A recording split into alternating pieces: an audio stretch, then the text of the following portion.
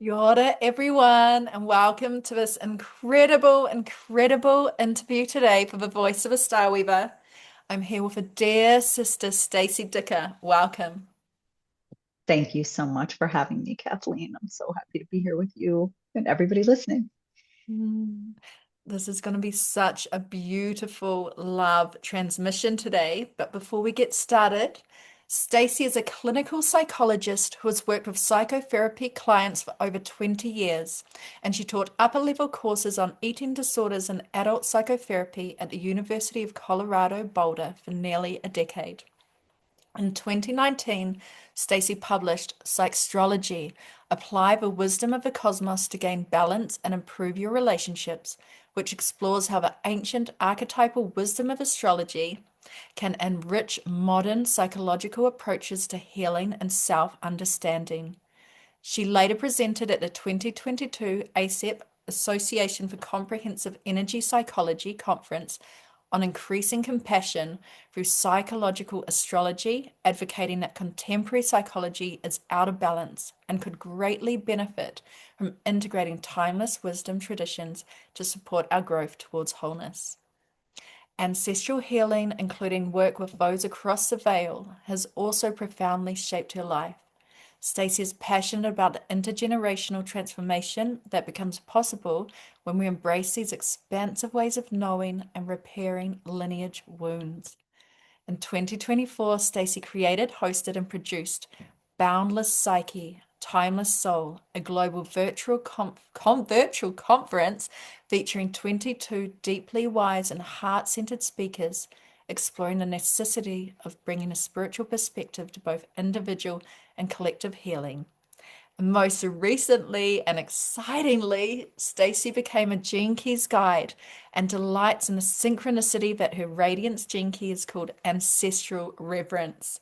She is deeply grateful for this transformative wisdom system, which empowers all of us to transmute our soul level shadows into the gifts always inherent within them. So you can find out more about Stacy on her website, stacydickerphd.com, to learn more about her offerings and courses. But let's get started.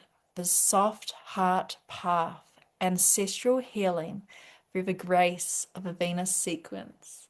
So Stacy, just because this is so fresh, the gene keys, what are your favorite aspects of the gene keys? I mean, I think like most people who love the Gene Keys, once we found them, we were like, and I was definitely one of those people. Actually, that's not quite true. A dear girlfriend of mine introduced me to them in 2020, and I opened a tab and looked at them, and I was like, oh, this is very much. So I bookmarked it and I didn't come back to it actually for 5 years. I was introduced back to it and I was like, oh, right, the Gene Keys. But so I've got a lot of favorite things. I mean, my very favorite so the content itself, the wisdom that is in the transmissions is, I mean, you take astrology, you take the I Ching, and there is so much wisdom in each of those together that and human design with the unconscious chart. I mean, there's so much wisdom that the Gene Keys were already drawing on.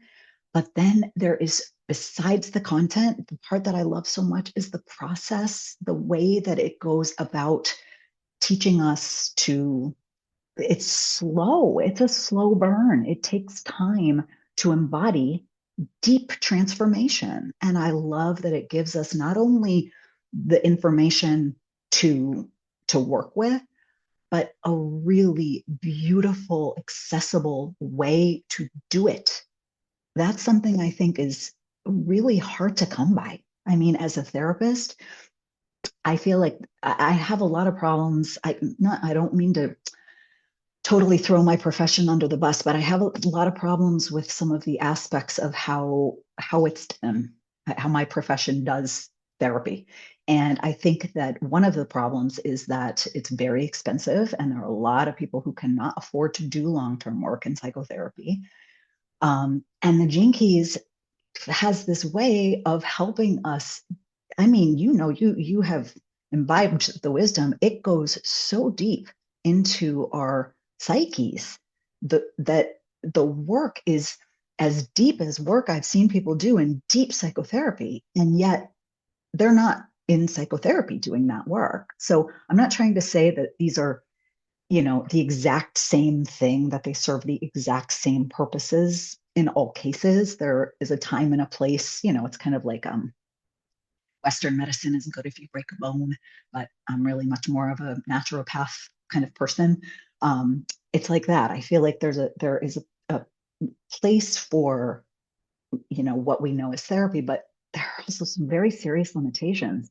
Another big limitation is that therapy is done in a, four-walled or like online, but it's typically one-to-one. I mean, you have some groups, but a lot of therapy is done with just a therapist and an individual. And I love that this work with the gene keys, people really, I mean, I've seen it. I'm sure you have too, people being on calls together and sharing their transformations with each other. And I mean, it's catalytic, it's synchronistic, I mean, and so much, I think community healing is, I heard a beautiful quote from a woman named Amy Elizabeth Fox.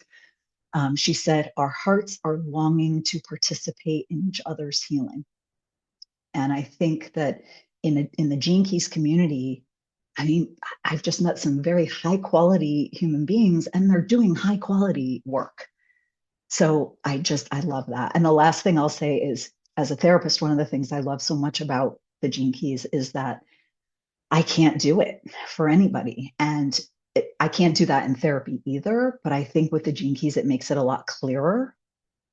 And so, and not that, as a guide, you're not a therapist anyway, but I love that it's really requires each of us to do our own work, not just the work as we like think it to be, but the stepping all the way up to the point where then grace can meet us and we can have transformation and shifts. It just the fact that it's on us to imbibe it over and over, I think really drives that home in such a beautiful way and gives us a way to do it.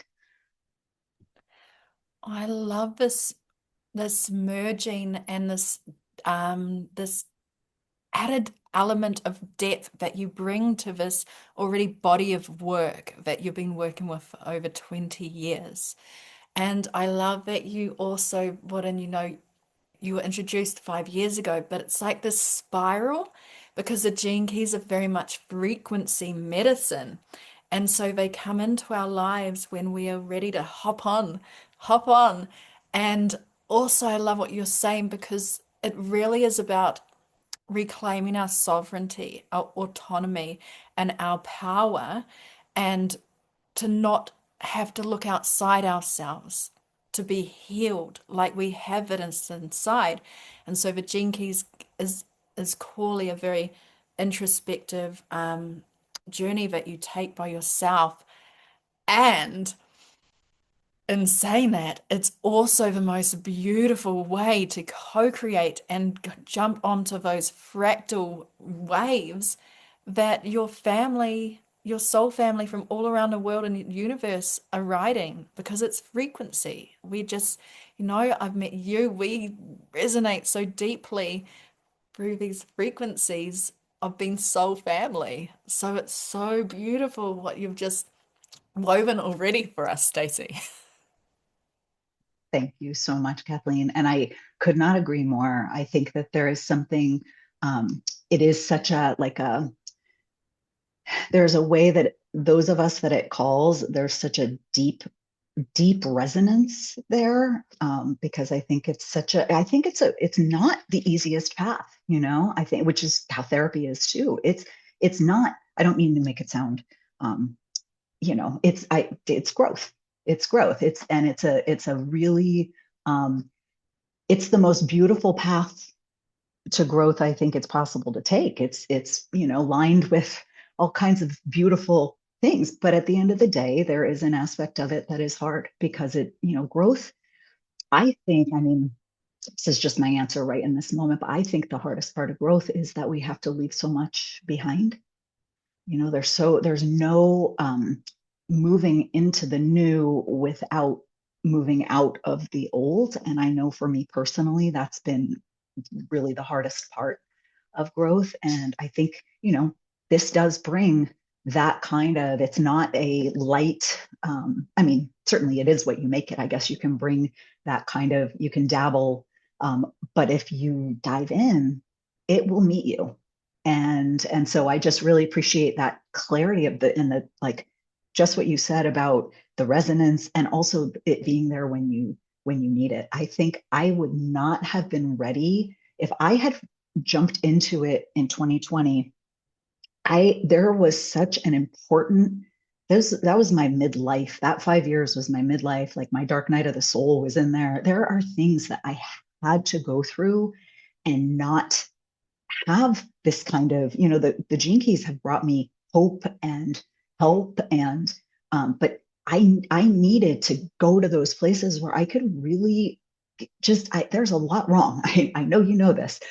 In our collective, there's a lot wrong. And I think that I know in my field, there are a lot of people who, and I'm not meaning to fault any of us because I think this is very much an artifact of being one of the helpers at a time like this. But there really is this need to like, we can fix it. We can, optimize and make it better.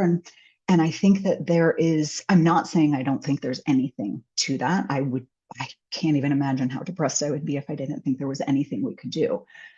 But I also think that things are really a mess in certain ways, and that it's very dangerous for us to not appreciate that truth. And I think had I jumped in too soon, I might have used it as a raft in a way that my dark night needed to be just what it was. So I just really, you're saying that really touched a deep chord of, there was real truth to that I think it had to be time. And I think I have a real different view of the Gene Keys than I think I would have had I picked them up 5 years ago. I think it would have been much more still individual. I was still working out my coming apart from that model and seeing more the connection and seeing more the grace that's involved, that white model of just thinking like it's all me. It's like we got to be able to go to find our way to those places where then we can be met. And in my opinion,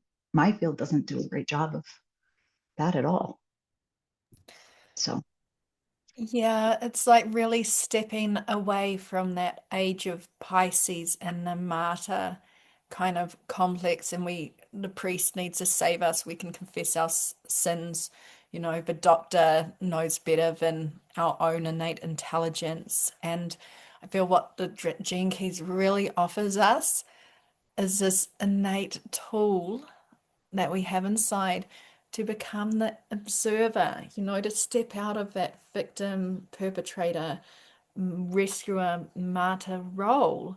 Um, and it's like you said, it's not always easy. It can be so crunchy, but within this body of magic that is the Gene Keys, you have Richard Rudd who will make you chuckle along the way with so much so many free contemplations. You have this community of Gene Keys, lovers and intrepid travelers who, we're just coming home to ourselves. And in doing that, we just love. We just love.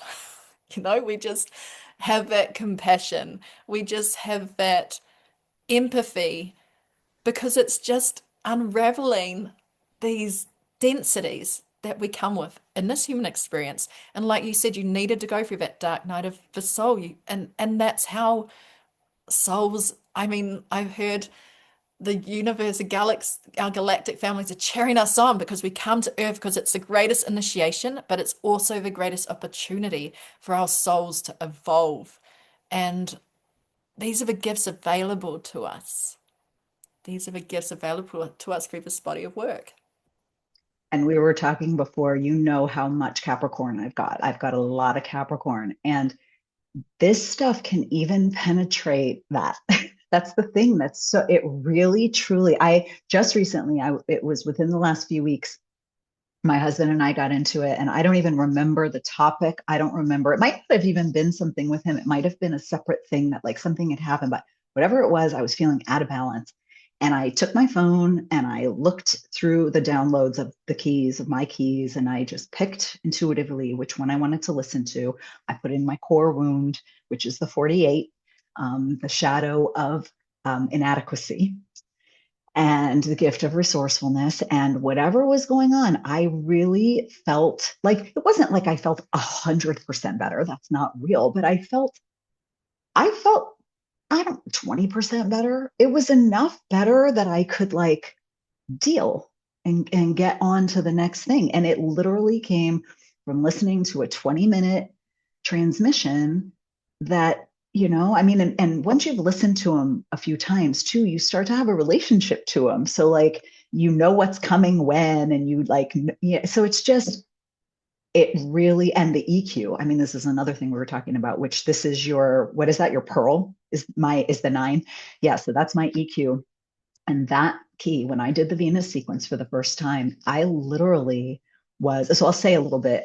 I'm sure a lot of your listeners know what the Venus sequence is, but the Venus sequence is the deepest part of the golden path transmission. It takes you right into the heart of your chart and it unpicks the weave of how you laid down your defensive patterns over time. So the things, for anybody who knows astrology, you will understand why this is so powerful. It's got your unconscious moon, your unconscious Mars and Venus, and your conscious Mars and Venus. So these are really powerful planetary placements that have a lot of influence over how we are. And so to systematically dive into each one by one, and they each govern different sections of your childhood and what you were learning at that time. And the EQ, one of the dear women that I did the Venus sequence group with, one of the women who was leading it, she said, so when we got to the EQ, she said, so this is the one where it all falls apart. This is the one where we're all like, all the unhealed stuff is in that key. And that, not, well, that, I don't know that she said it quite that way, but that, if for those who don't know how the Venus sequence works, the EQ is the key that it's your Mars, it's your conscious Mars. So it's the Mars in your birth chart, and it's about your emotional learning from the ages of 8 to 14. And then from 14 to 21, you're in your mental learning, which is known as your IQ, your intellectual quotient. And that key, once you learn the mental skill set to be able to wall off the emotional stuff, that's exactly what we all do. And so, you build this wall and it leaves all that shadow material of the emotional key so unrefined, immature, in need of love, like you said. So that EQ was the key. I mean, and I've had, Kathleen, you can only imagine, I've had so much therapy. I've had so much therapy. I've also done a lot of other kind of work. I've had tons of astrology readings. I've had tons of psychic readings. I've done tons of body work. I've always been into alternative methods of healing, and I've tried lots of stuff and had incredible results. It's not like they haven't been beneficial, but there's something about somebody being able to take the wisdom of your own chart and like drip it in an IV bag that you can turn on when you need it most. And you hear things that are like, yeah, wait a minute. How is this shadow of inertia? How come I've done so much other stuff? I've done so many other things in my life, and this shadow of inertia gets me every time. And learning that and really and grieving it and working with it. I don't mean to say this is not an intellectual exercise. The gene keys are much deeper than that. But over time, I feel like that I got somewhere that years and years and years of other work couldn't get me or couldn't help me get myself. And what comes to me when you just say that it's not intellectual, but the Jinkies does do is enables us to dance between our left and our right brain, the our beautiful deep feminine and our masculine power, so that we can have tap into that determination, which is a gift of this 9. I'll share about the wisdom keepers soon. But the gift of when you can alchemize the shadow of inertia is determination. And we need that that Mars, we need that masculine power to start take that first step. But yes, so another element of the wisdom of the Gene Keys is this incredible oracle deck from Rosie Aronson, and she took the Gene Keys and she just brought her own magic into them through these 64 faces of awakening. So there's 64 of these wisdom keepers with their own unique stories. They are oracles who each coincide with each of the gene keys. And so Stacy and I, we both share this goddess in our profile, which is so exciting. Like that's the other thing about the gene keys. It's like snap, oh my gosh, you've got that too. Right. Totally. And there are so many fun gifts because when you know your birth chart, that's one thing, but there's this whole other unconscious chart that's also represented in there. So there are all these keys that are like incredible surprises. Like my ancestral reverence key, for instance, that's a Libra key. That's something that I had no idea that I would have had. And yet there it is. It's right there. And I have a lot, actually, I have a lot of Libra because my Capricorn, 88 days before your birth is roughly square to your birth. And so everything that was in Capricorn, there was a lot in Libra before it went into Capricorn by then. So I just love that too, that it like, and I also will say, and I'm sure you will vouch for this, it's more than just your own keys. There's so much wisdom. I mean, if any of your listeners have not already signed up for the Pulse newsletter on the Gene Keys website, every week you get the key that the sun is transiting. So through the year, it goes through all 64. And I mean, there are ones that you wouldn't even, they're not even in your sequence. Like for me, the 18, I don't have the 18 in any of my sequences, but it's that one that goes from judgment to integrity and perfection. But I looked in my chart because when I heard it, I was like, oh my God, this one is this is such a thing for me. My Pluto, it's my Pluto key. So that's the thing is like there's so much in there that you just don't even you wouldn't know couldn't find it any other way but to look there, and then it just is so resonant that you're like, so it's not just your keys, I would say, that you know about. It's also, especially if you're into astrology, you can look up, like, I know my my natal moon key, even though it's not part of the sequence, only the unconscious moon, but I know mine. I know my rising key, like you can look up, I know my midheaven key. There's just all of the arcs contain such incredible wisdom. And frankly, I am really calmed by the fact that there are so many common threads, like different ways of approaching the very same truths. I find that very calming because it's not like, oh, I have to memorize this. It's more like, what are the paths that I can find my way to love, or that I can find my way from my head down to my heart? Because those are some of the things that are in all of them. Absolutely. And the Pulse is free. You sign up you get your free Gene Keys profile and you put in your email address and you receive these collective gems weekly. So it's it's phenomenally generous. There's so much giving.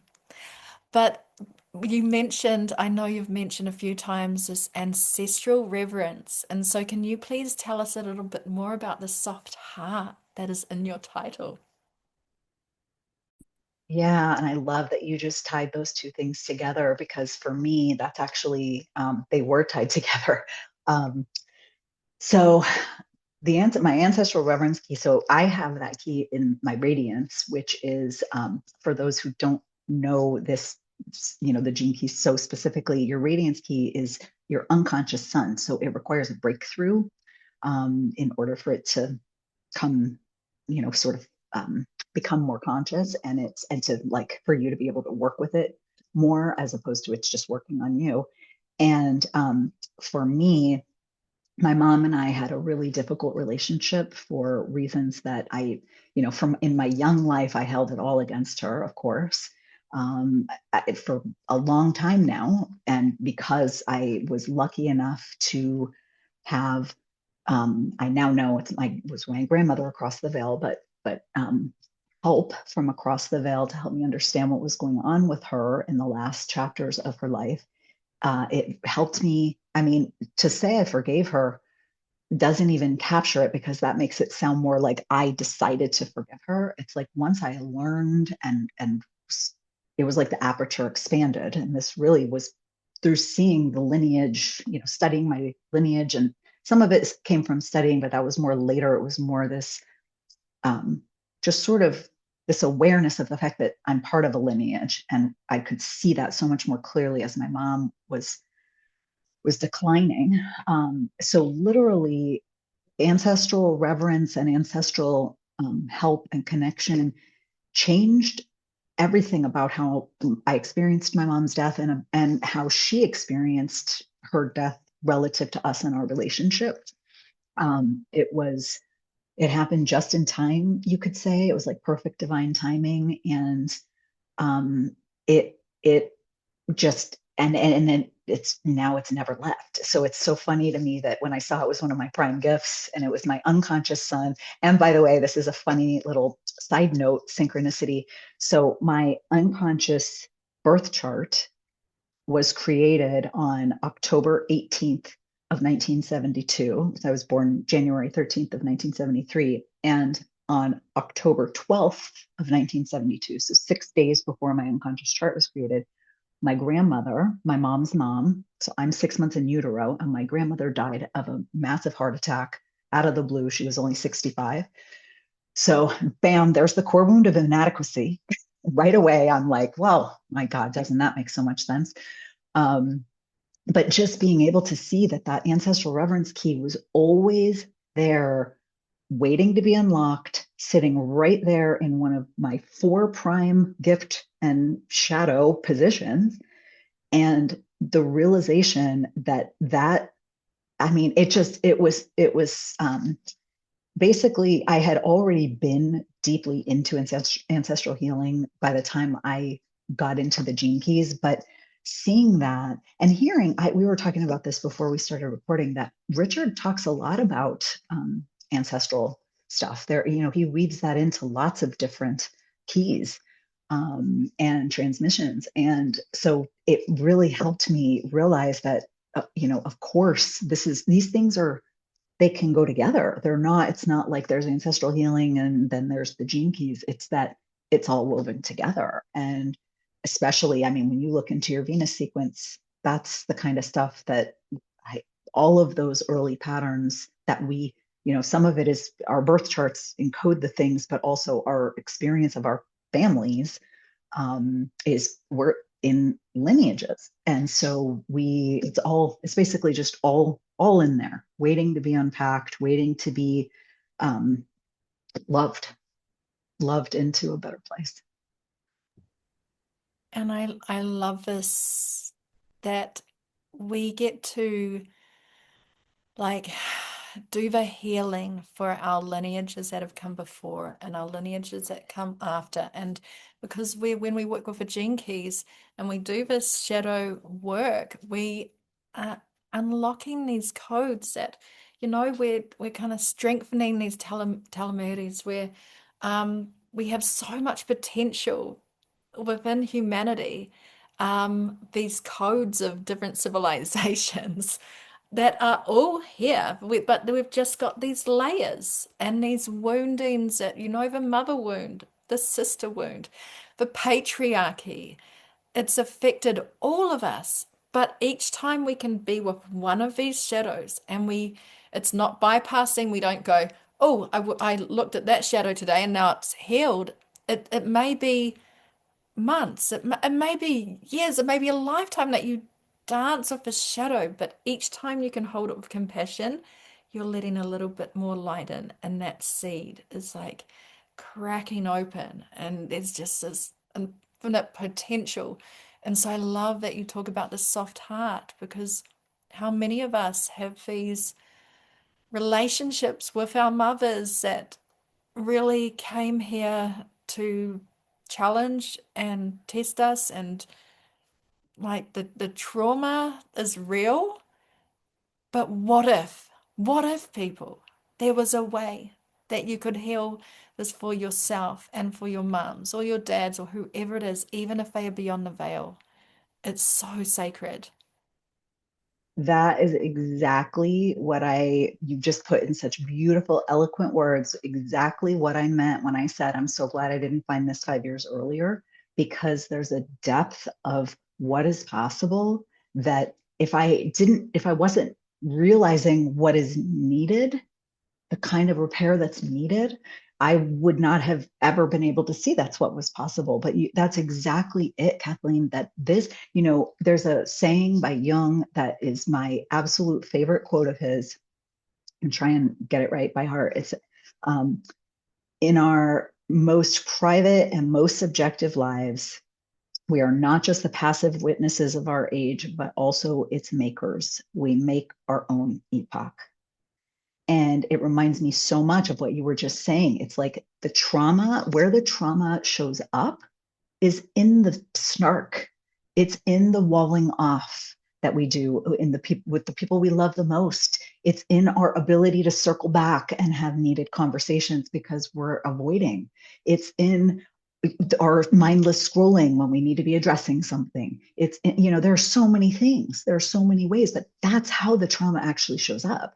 That is ancestral trauma. That is stuff that our ancestors, anything that we're struggling with, number one, for sure, there were ancestors who struggled with some of those very same things. It may have looked different in that time because things, we have tech and stuff, but guaranteed, anything you're struggling with, there are vestiges of that in your lines.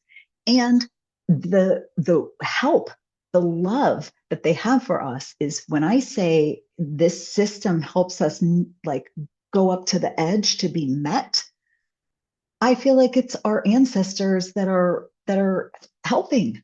They are their wisdom, their love. I always just think of how much love they must have for us. That's the thing I always have thought of, because I didn't grow up religious. And so to me, that was by far the idea that made the most sense, was that like our ancestors, of course they love us. Why would they not love us? Of course they love us. If anybody loves us, it's our ancestors. And so there is this mutual desire to evolve something.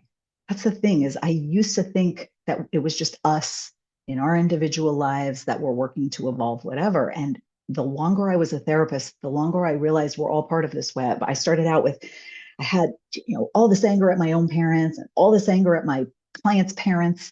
And then I started asking about their parents' stories and realizing everybody's in a web and there's so much grief, and everybody, I mean, the saying everybody's doing the best they can, I have a mixed relationship to that saying. I feel like some days I'm like yes, and some days I'm like it's tough for me. But anyway, this is my point, is completely confirming what you were saying about the depth of what's possible.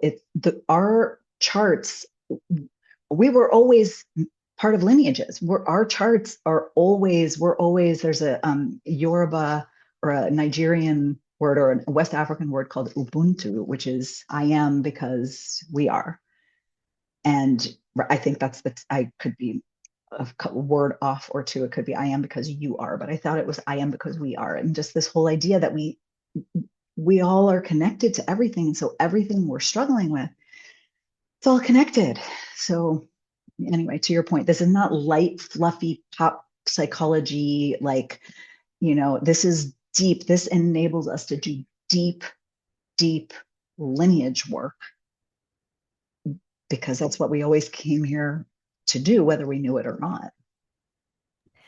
And there's that saying too that we are the new ancestors, So if there is an opportunity for us to heal for our ancestors before, for our next 7 generations, it's a responsibility to do so. Like it is our responsibility.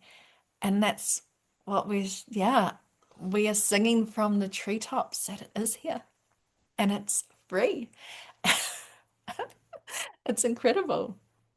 Mm.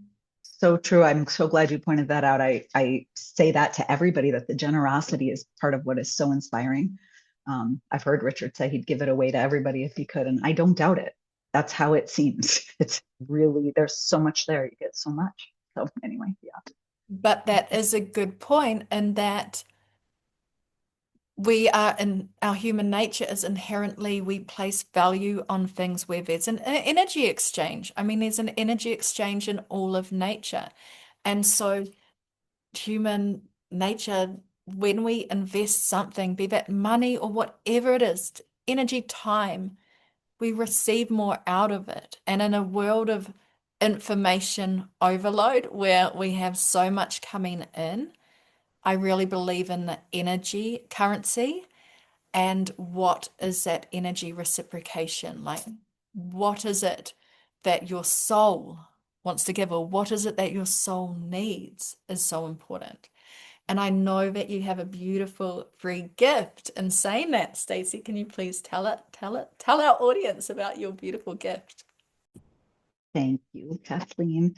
Yes, it is a meditation that is, it's a braid of a number of different things. So I have been trained in Thomas Hubel's transparent communication and co-facilitate a practice group. And so he has a whole coherence, heart, head, and mind, heart, body coherence meditation that is really very beautiful and very grounding and aligning. And so that it will be woven in. It's sort of like that's maybe in the background operating. There will also be some Gene Keys language woven in, but really it's very much more about belonging, belonging to ourselves, belonging within our lineages. So many of us have experiences of exile, and even if it's just there's self-exile that we do to ourselves, and it's basically meant to help us connect to what's bigger than us holding us, but also to bring our all of our wounded parts into that space to get that healing. Oh, that's so beautiful. And yes, to all our beautiful listeners, I'll be sure to include the link for this beautiful meditation. And we actually have a little bit of an exciting announcement. If you have loved our little dance together, and on January 6th of 2026, the Sages Retreat with Richard Rudd is embarking. And so the Sages Retreat encompasses the activation sequence, the Venus sequence, and the Pearl sequence over 18 months with a little break in between. And so, what this is, so like we said, you can take this deeply contemplative journey with the Gene Keys by yourself completely for free. And there are so many incredible resources. Or if you really want to deep dive into this, into the magical of co-creation next year, Richard Rudd is going to be leading, well, no, not leading, but kind of steering the ship with all of the crew on board with live calls, with beautiful community gatherings, as you contemplate each sphere of your delicious, unique golden path. And so, as a beautiful complement to the Sages Retreat, Stacy and I are going to be offering a little small container for whoever feels called. It's only limited to a small amount of people. And twice a month, we will be working with your soul compass coordinates and your specific gene keys that we're working with in the Sage Retreat alongside Richard Rudd. And Stacey and I are going to bring our own magical flavors to help hold you, to help us all like step into our visionary missions. I'm going to be bringing in the elements, so earth, air, water, fire, and quintessence, and how we can work with the elements for your specific key. And I'll pass it over to Stacey because she'll be bringing in some gems as well. So I have realized that there are two components that, and one of them is very much related to my gene keys. So in my life's work, My shadow is psychosis, which Richard Rudd defines as trying to solve the problems of the world with the mind. And my evolution key, the shadow, is intellect. So, one of the things that I've learned so much from studying, not studying, but from imbibing and loving and dancing with my own gene keys is that too much head. I have done that my whole life. I've taught classes my whole life, and I always came in with, we're going to do this. And the way I am trying to hold space, I will have some stuff up my sleeve for sure, because I would not have that. But I have realized that my superpower, if I have one, is in being able to hold space. Thank you. Is being able to hold space for really deep transformation. I mean, that's really what I've done since I became a therapist.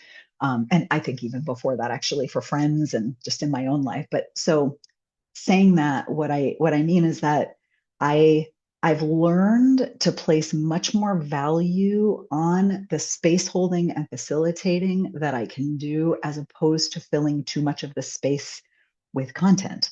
And so, especially since we've just talked about this, and we're still in the co-creation mode, I will say I will bring my whole heart. I'll bring my full presence, and I'm here for the depth. I'm really all about as much transformation as someone is ready for.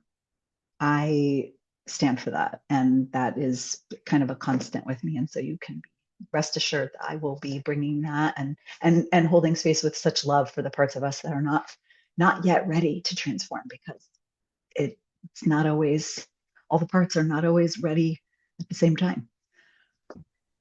Yeah, it will be deep, but in the most magical sense of you being held to dive to the bottom of the ocean and to find your beautiful pearls, and then be lifted up to those sparkling on the crests of the waves, you know.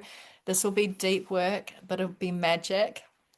It'll, I'm sure it'll be a little bit fun too, guys, because we both bring the joy. So if you That's the would, best thing about them, is that there is joy. It's like they are fun. Yes, it's great. There's a lot of laughing, like you were saying. A lot of the stuff that is shared is so funny, and just yeah. So yes to all of that. I love that depth, but also with purpose, and with silver linings. And I mean, every shadow and gift are two sides of the same coin. So yeah, the magic is woven in by definition. Leonard Cohen, there is a crack in everything. That's how the light gets in. It's where the light gets in. So.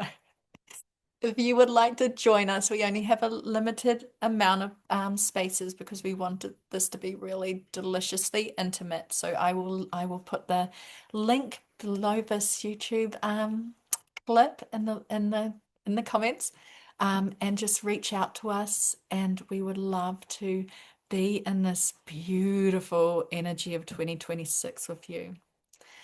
So thank you, Stacy. Thank you to all of our listeners. This has just been so,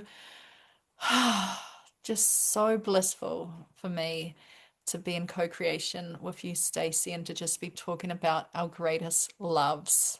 So thank you so much. Thank you so much, Kathleen. This was so much fun, and so this is just like you said, the depth and the joy. I think I love going deep, because it feels, you can feel the lightness that comes from it, and so I'm so grateful that you have that capacity to be so, to swim to the depths and back up. And I mean, this is just, it's so fun to weave with you, even though the stuff we're talking about is so deep. I love that. I think that's how it's supposed to be. I think that's how we get through this stuff, is that we're doing the deep work, but also we are bringing levity, and bringing joy, and the joy of doing it together. And this has been so joyous. So to your point, I'm so grateful that we had this time together, and I can't wait for more. Yes, so much more. So stay tuned, everyone. And yeah, so much love and liberation and freedom through the voice of a Starweaver. Mwah.